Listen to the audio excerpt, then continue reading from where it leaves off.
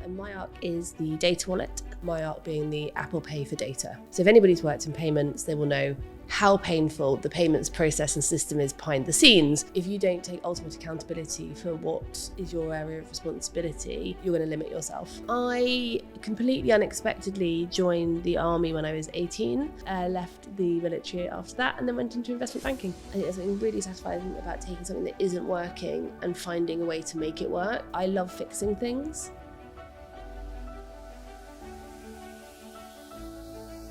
Hello and welcome to another episode of FinTech Diaries. Today we are here with the lovely Jen Lothian, founder and CEO of MyArk. Before we get started, it'd be great to get a little bit of an introduction to yourself, MyArk, and what it's all about. Yeah, absolutely. So my name is Jen Lothian. I'm one of the founders and CEO of MyArk.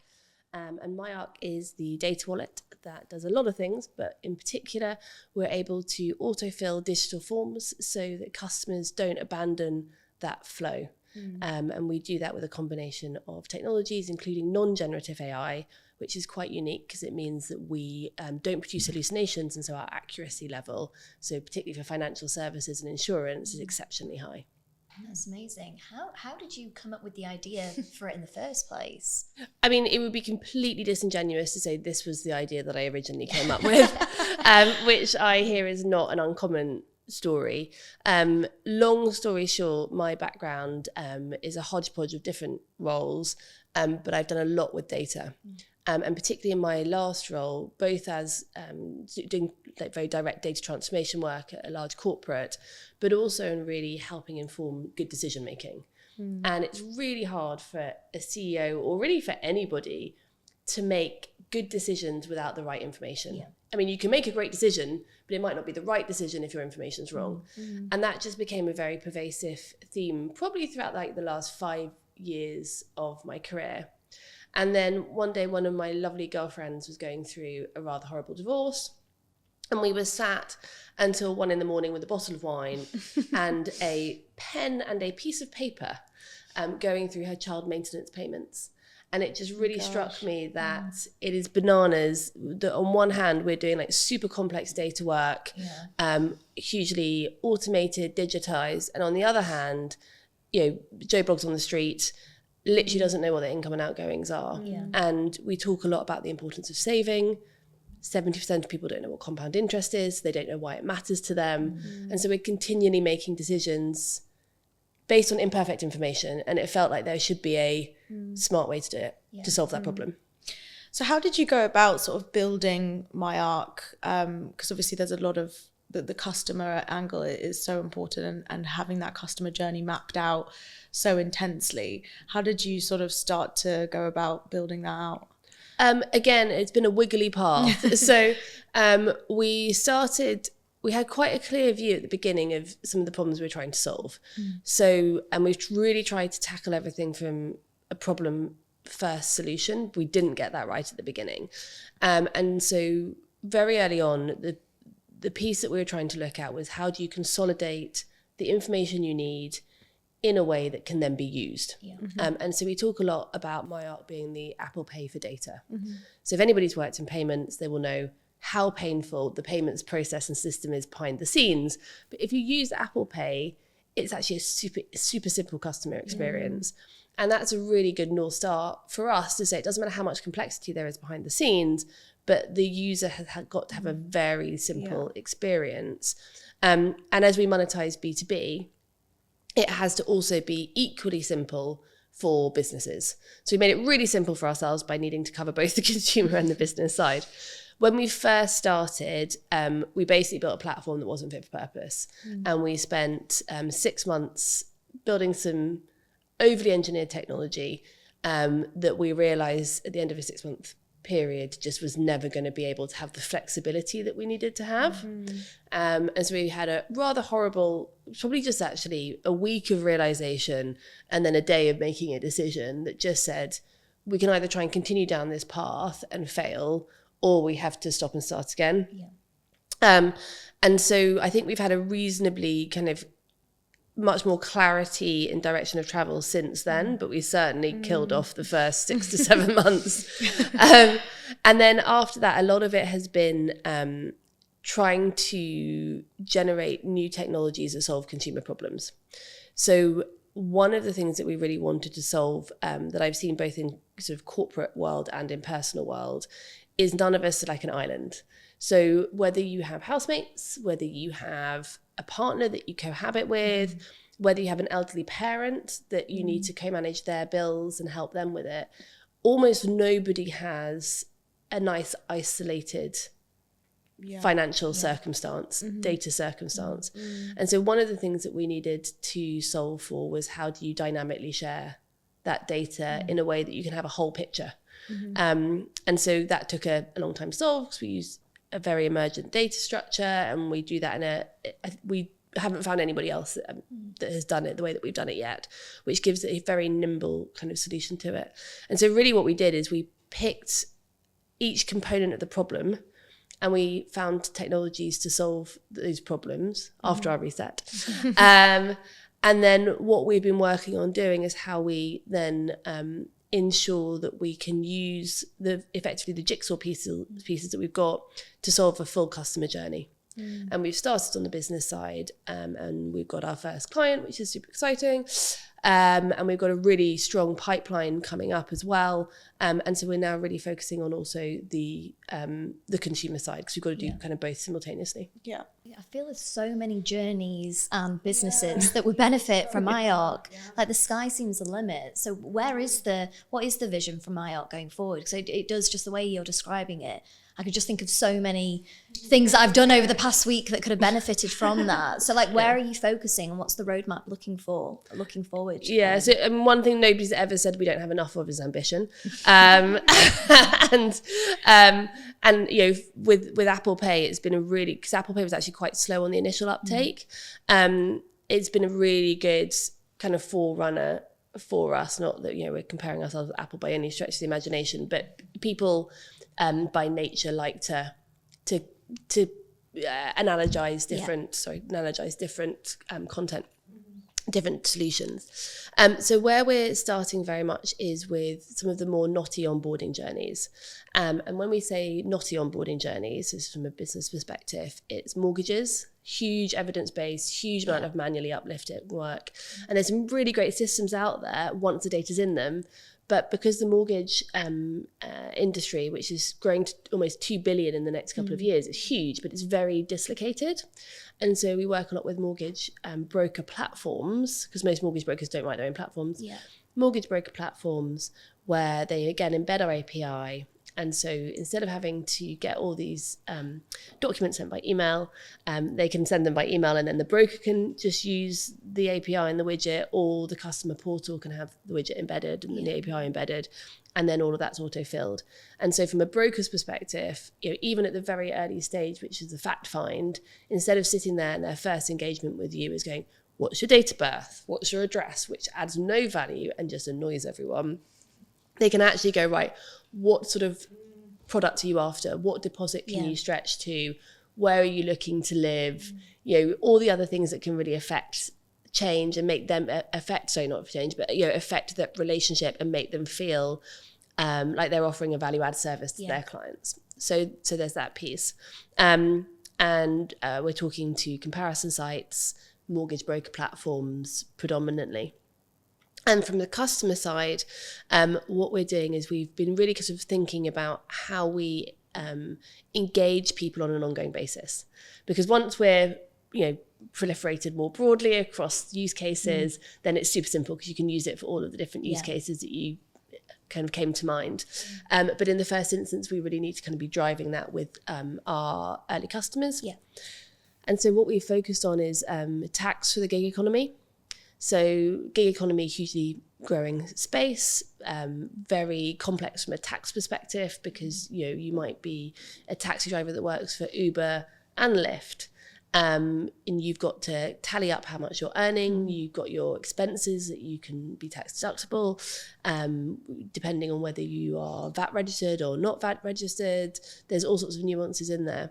But from a customer perspective, if you're a taxi driver, you're basically having to collect all these paper receipts, and they put them in a box, and they keep all the paper receipts. And at the end of the year, all of the tallied up emails that they have from the cabbie company, you know, Falcon Cabs or whoever it is, plus all of the box of receipts just go to the accountant. Now that works, but it means that for the whole year, you're best guessing where you might be at. Yeah. You don't know and you can't be proactive. And if we go back to like the whole kind of reason for being for MyArk, which is helping people make better decisions, you can't really affect any change if you're only finding out the information after the event.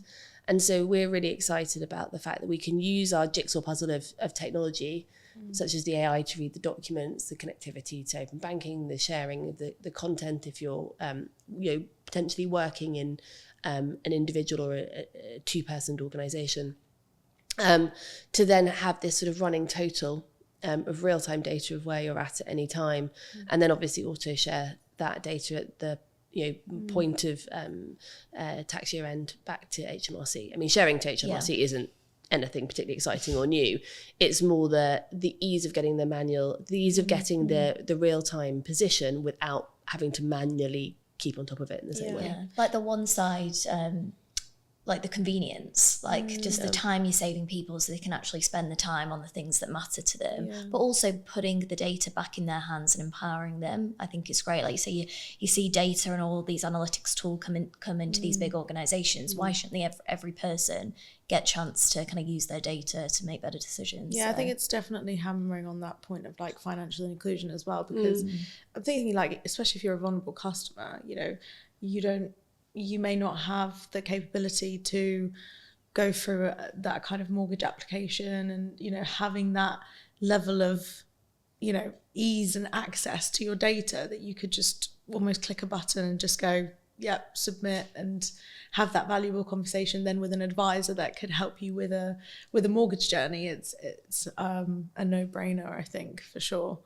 I wanted to ask you, just going back to when you were talking about that reset point, as a founder, how is that truly kind of impact on your own motivation and the team's motivation, and how do you really kind of like, you're like, got to pick yourself back up again almost?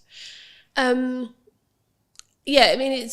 it's grotty so I am not known for my patience. It is not my strongest skill set or character trait. And I feel, so up until now, we've only raised 3 angels. And so I feel very strong fiduciary duty for the people who've trusted us with their hard-earned money. And we take that very seriously. And so when you feel that you have wasted time and therefore by default wasted money, it's a really kind of sick in the stomach feeling. And I think anybody that tells you otherwise is either a psychopath or lying. It's really grotty because you feel that you've messed up. And the reality is, no matter how nice everybody can be to you about it, you have got it wrong. You have wasted time and you have wasted money. And I think when you look at any, or almost any startup journey, like the real story rather than the story that is easier to tell, almost nobody's gone in a straight line. Yeah. So I definitely came into it knowing that it wouldn't be a straight line. I came into it knowing that we would get things wrong. I never expected to effectively waste 6 months. So that was a really bitter pill to swallow. But I'm kind of a big believer. I've had like quite a bumpy road with I was in the military for quite a long period of time, and I've been very badly injured in the past. And so I've had quite a few bumps in the road already. So I'm kind of used to navigating those. And I think the kind of the truth of the matter comes down to 2 things: is you might not like your choices, but you always have a choice. Yeah. And so you can either sit there and you can feel sorry for yourself, or you can go, well, I put myself in this situation. I'm a grown-ass woman. I knew what I was letting myself into. Not exactly what I was letting myself into, but I knew that it would be this sort of situation. Yeah. And if I'm not the sort of person that can weather that with, an element of, licking your wounds, realising your mistakes, fessing up to them, trying not to make them again, then you're probably not the right person to found a business, because it does seem to be, for the majority of us, par for the course. Yeah. So it sounds like resilience is a really key trait in being a founder and, you know, building a company, as well as self-awareness. I feel understanding right now is the time to pivot and being brave enough to do that. Whereas, you know, you might think, oh, we'll just tick along on this path for longer. What would you say are some other traits that have kind of led you to be successful in business, and also that have helped you being a founder and a CEO? So certainly in kind of previous career, I think it's accountability. I feel really strongly about accountability. And that if you really want to do well, have people respect and want to work with you, if you don't take ultimate accountability for what is your area of responsibility, you're going to limit yourself. And I think that's been one of the traits that's been useful coming across kind of founder life, is as a founder, you're ultimately responsible.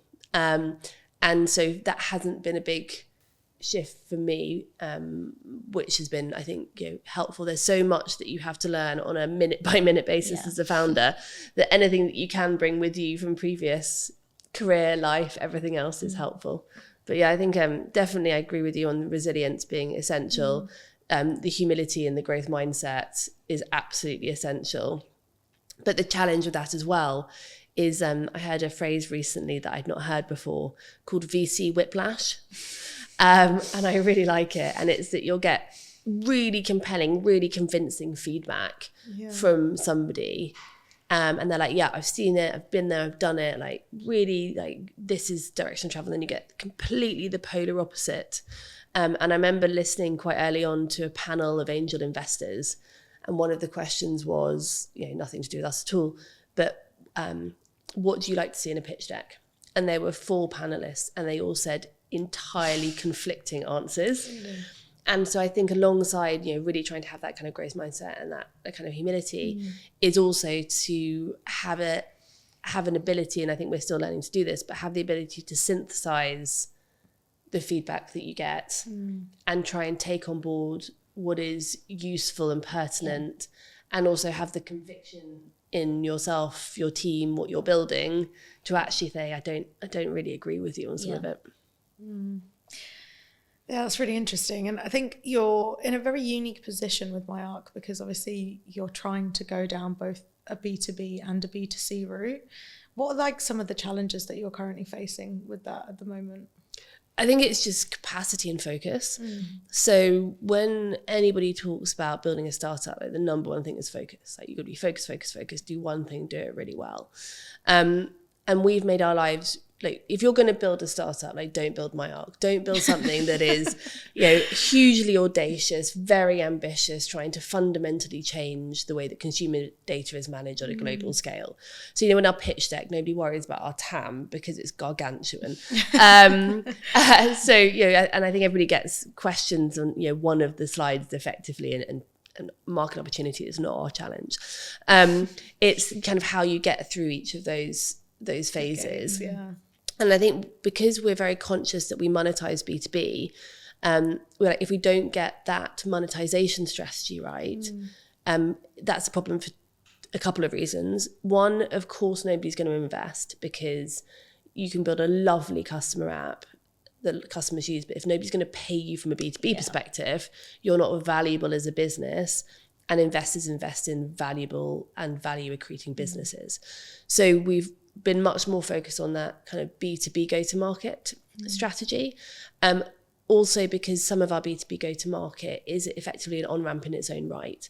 So where we have B2B customers that are happy for customers, the clients, when we have B2B clients who are happy for their customers to save the data for later, that is a natural customer acquisition play, which is great. So it won't work for all of our clients, but it definitely works for sort of a couple of them. Probably about 40% it works for, 60% it doesn't, but it's still a really nice on-ramp.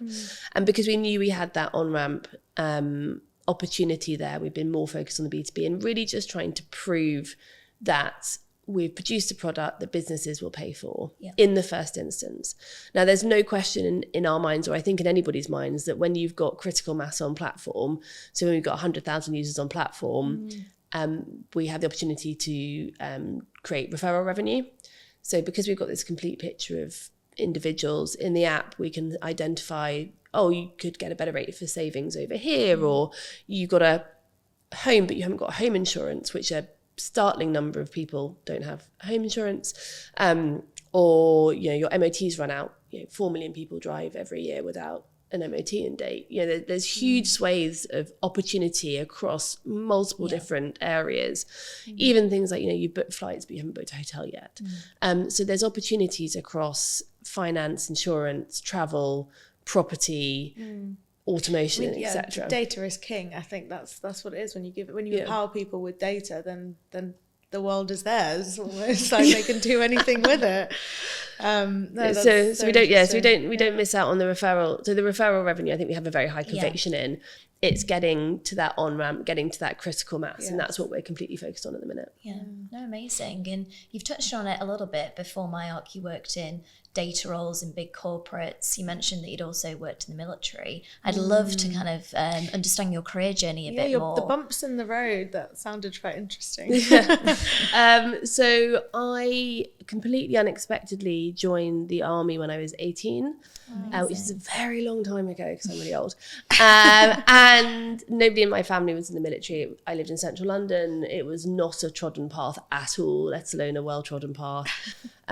To put the era in context, I remember the day it became legal to be gay. I mean, that's how old school we're talking about. I mean, it's like now even saying it is insane, right? So I was in the military for a period of time, which was very unexpected turn of events. But I sort of took to it, and it worked for me. I think I really like the camaraderie. I'm pretty tenacious, and the sense of being part of something that is more than you as an individual really resonated. And I did some really cool stuff. I did jungle warfare training and built aircraft hangars in Belize. It was really fun. So I then went to university. I did a BSc in economics, but I was sponsored by the army. So I taught infantry 2 or 3 days a week. So that paid for my university, which was amazing. And then on leaving, I went back into the military. And you get sponsored by a component of the military. So I was in the engineers up until then. Not very many girls in the engineers at all, ever. So that was an interesting environment to be in. And then I had a nasty motorbike accident when I was at Sandhurst. My boyfriend was driving and he died.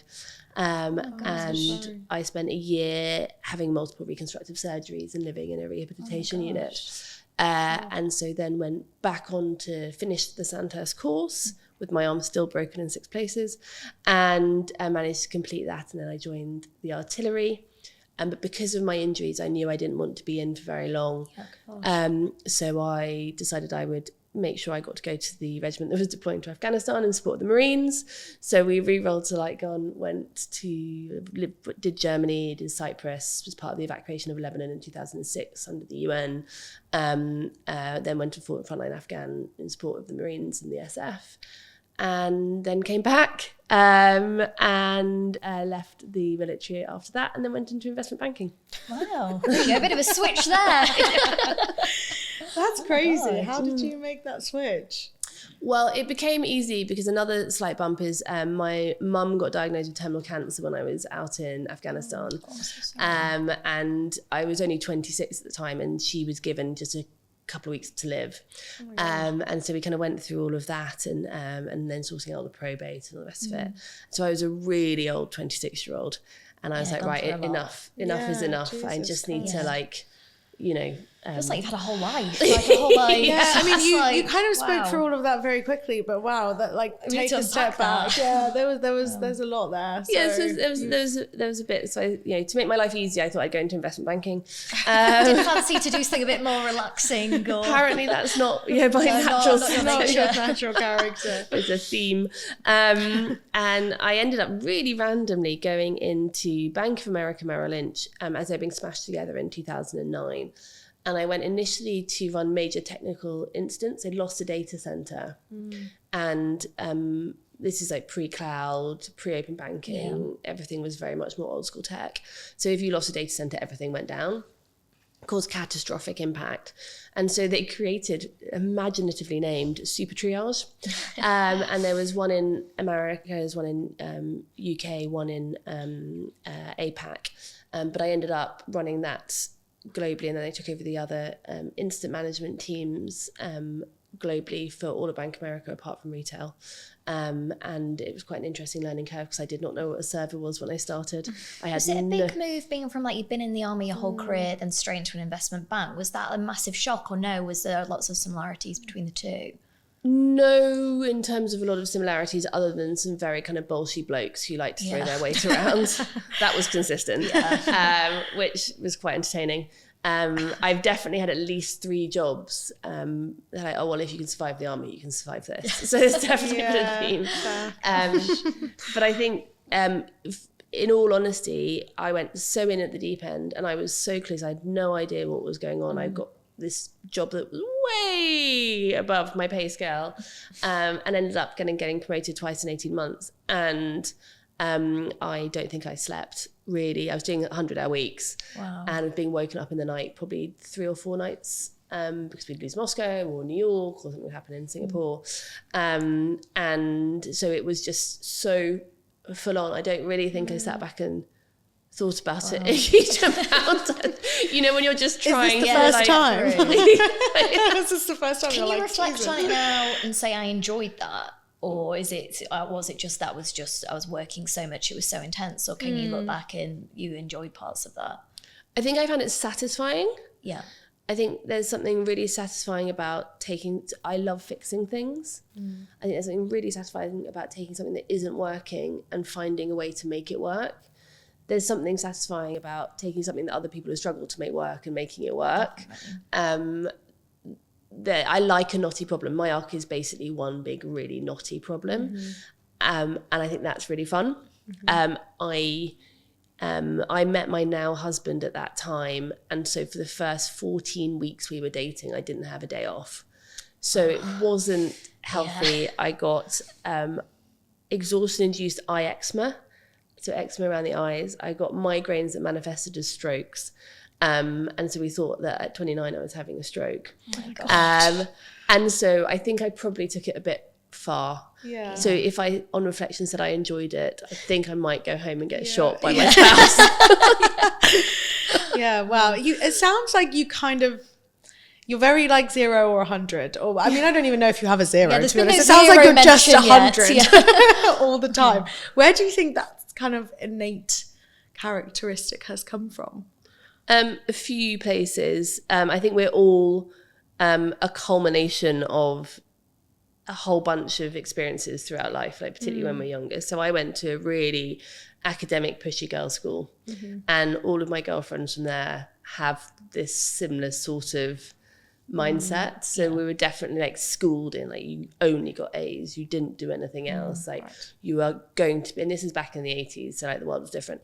You know, maybe not 80s, 90s. You know, you are going to be professional women. You know, it was very unusual at that time for the expectation, like to be, oh, you could be the next prime minister. And so many girlfriends that I've made since school who really didn't have that expectation of them or the role models to show them that not only was it possible, but it was possible for them.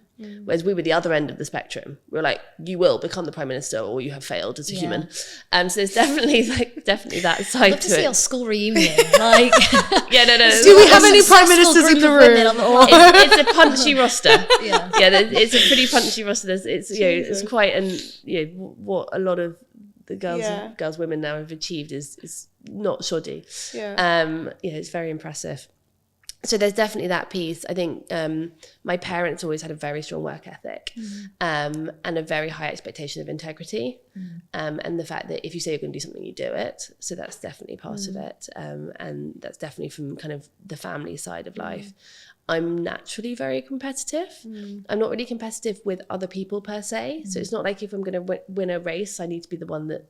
That's not true. I do like to be the one that wins. But it's more that if I could win, I'd win as a team. So I want to be on the winning team. I find winning in isolation pretty dull because you're celebrating by yourself. So I don't really get much of a same kick out of that. And then with the military, like I had was there at a very extreme time. We were out in, Afghanistan. My friends were also out in Iraq at the time when it was very kinetic. We've all lost a lot of our peer group, a lot of friends. Obviously, because my boyfriend died, he actually held on to the motorbike so that it would crush him and not me. And so I have a very acute understanding of how fortunate I am to be alive. And so I don't feel like Never waste a day. Don't want to waste a day. It's probably part of it. That and like even that in mind, with the whole 6 months and the wasting time, that must have just been really, really hard for you to.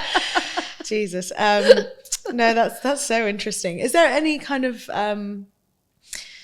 I guess pivotal moment for you throughout your career, both across military and investment banking, and now into kind of your founder role, that really sticks out, I guess, from a career perspective? Like, this was the moment where I felt like I'd really made it, or anything like that you can share with us. I think for a long time I didn't feel like I was employable after I left the military, because everybody else has grown up in the roles that they do, and suddenly you're like coming in, and I came in at kind of a reasonably seniorish level, still quite young, so I was the youngest in all of my kind of cohort and didn't come from that background, so I really felt like I had to justify my right to be there. And I ended up leaving Bank of America after 4 years, mainly to see if somebody else would employ me and if there was somewhere else I could go. And I went to go and work at Octopus, which was then much smaller business than it is today. I think in terms of, there's been so many for me, but I think the first time I didn't worry about being able to be employable was a really big deal. And that wasn't until my mid-30s, late 30s, when I suddenly was like, well, actually, I might not be able to get my number one job, but I stand a fighting chance of getting a pretty decent job. And I think without that backstop mindset, I'd have struggled to go into founder world, because there's always, I've got 2 young kids, I've got a mortgage, there's real life goes on despite, founder bubble. And, we could afford for me to take the risk for a period of time, but not interminably.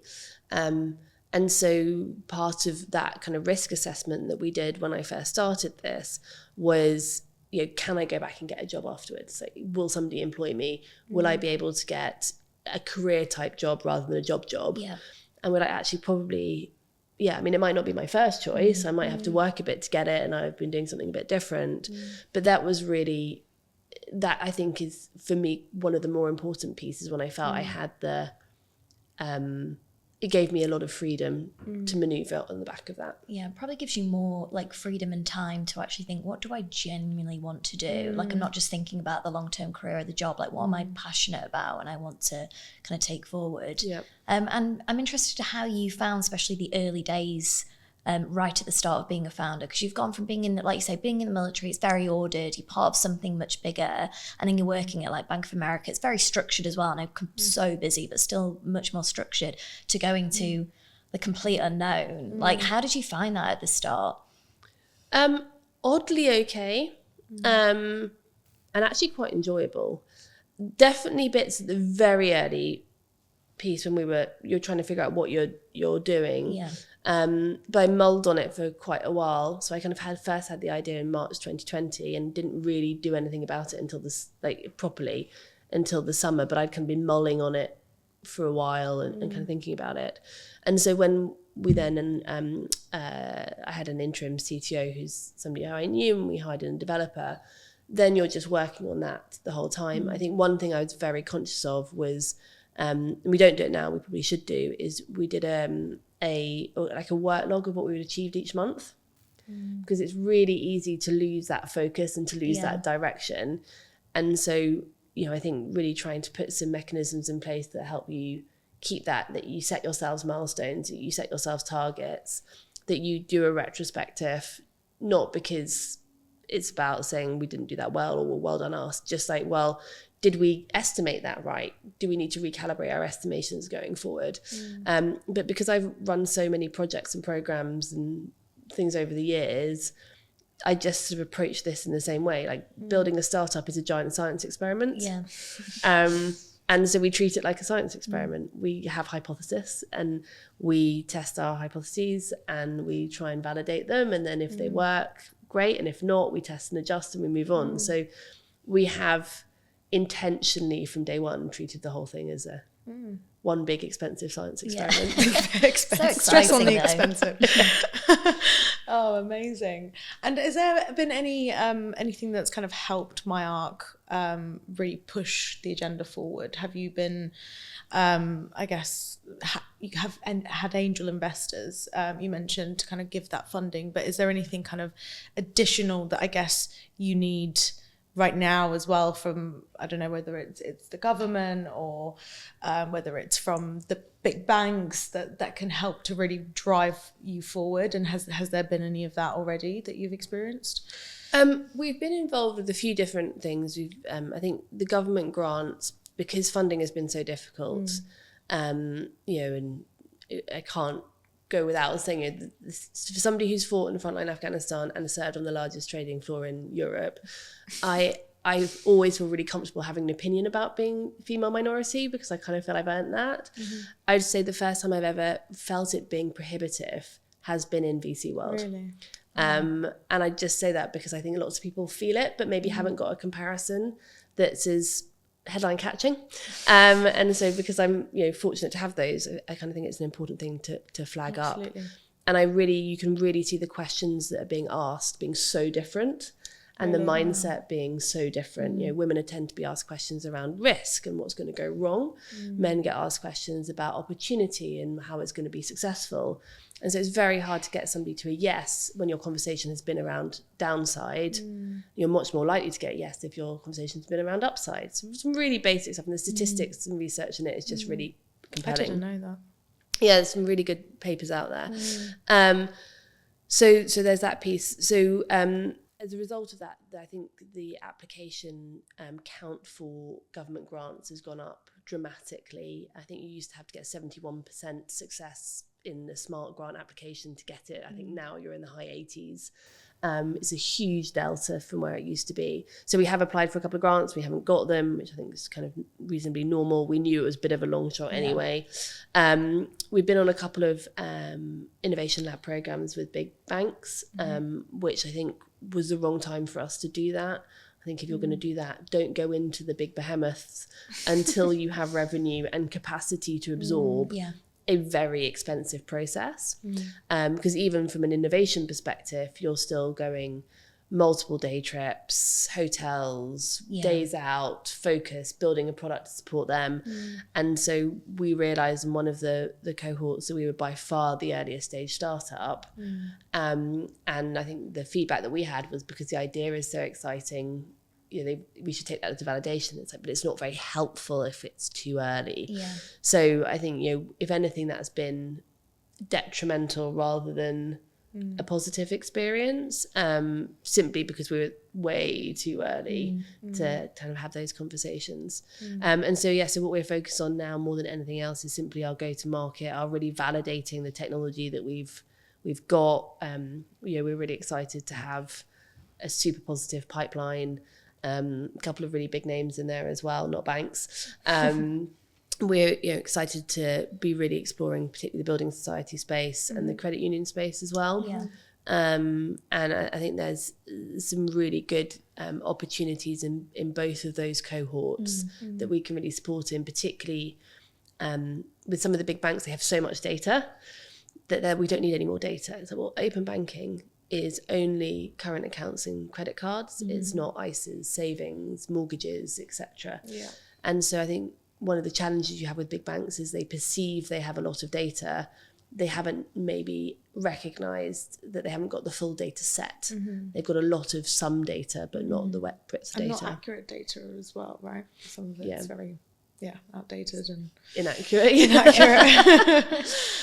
Whereas I think some building societies and some credit unions know that they haven't got all of that data, and actually, particularly with Consumer Duty, are really focused on how can they best support customers. And you can't support a customer if you don't understand the customer.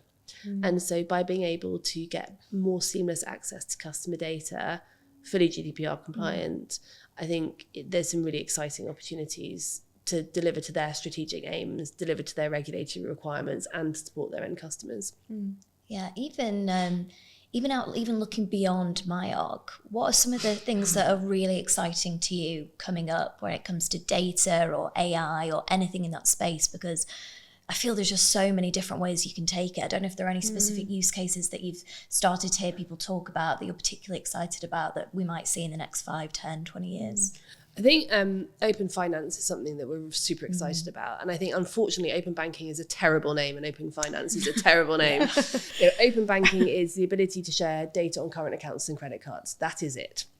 But it's a really good start, but that is all it does. And open finance shouldn't, I don't think, be called open finance, because actually what open finance is about getting better customer outcomes. It's about understanding the whole of the individual and the household and family group.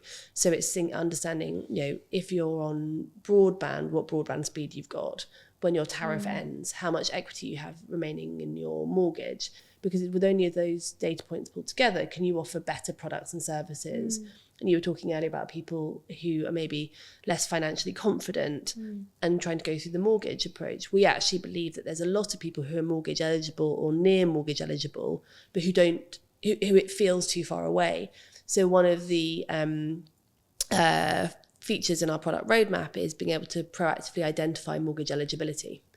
I think that's super exciting. The pension savings gap's growing to 25 trillion by 2050. One of the biggest contributing factors to that is home ownership. So in retirement, you need at least £250,000 more if you're not a homeowner because of the additional cost of rent. And so actually, if we can help people get on that property ladder, it's so game changing. I mean, what a great legacy to kind of have is helping people, have enough money in retirement and own their own home.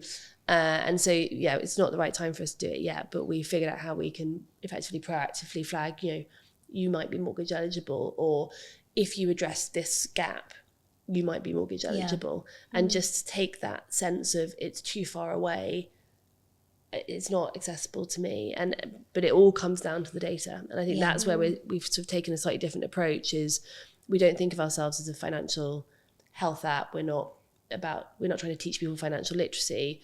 We're a data wallet, and we're enabling accessibility to the data, which then can be used for multiple different use cases. And that's why open finance for us, we kind of really see ourselves as one of the kind of the front runners for the open finance space and where that's looking to go to. Amazing. I think we're both very excited to see where MyArk goes. Thank you. And thank you so much for sharing your journey and being so candid and honest. And it's been amazing to hear. At the end of every episode, we do a fire round. Just 3 quick questions to just sum it all up. First one is, what do you want to be known for? I think probably on the back of that last comment, a bit Blue Peter-esque, I really love the idea that we have built something that fundamentally changes the way that we operate, that makes life just that bit easier. Because so many people need that little bit extra help, and that would be a very cool legacy to leave behind. Yeah, that'd be amazing. And if you could change one thing about the industry, what would it be? Oh, it's got to be something to do with the fact that we have a very linear approach to it. It's very pale male stale.